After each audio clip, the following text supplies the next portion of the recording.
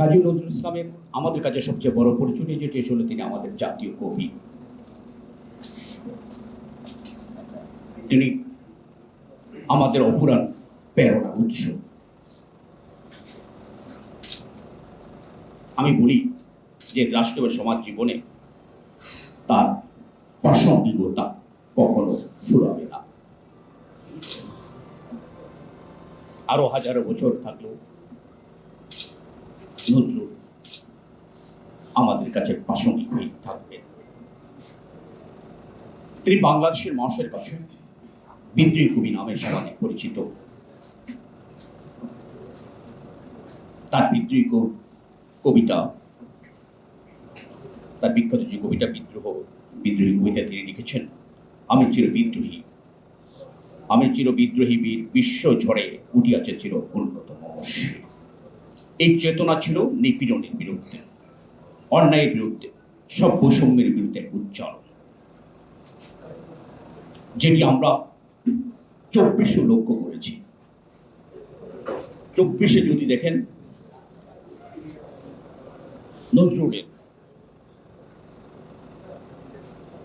এসব কবিতাগুলো, বিদ্রোহী বিভিন্ন তার বিপ্লবী কবিতাগুলো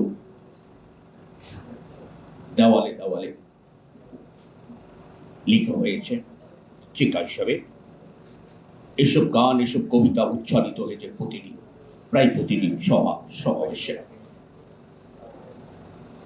আমাদের কাছে মাঝে মাঝে মনে হয়েছে যে নজরুল আমাদের আন্দোলন সংগ্রামে সামনের সারিতে এসে যেন নেতৃত্ব দিচ্ছেন।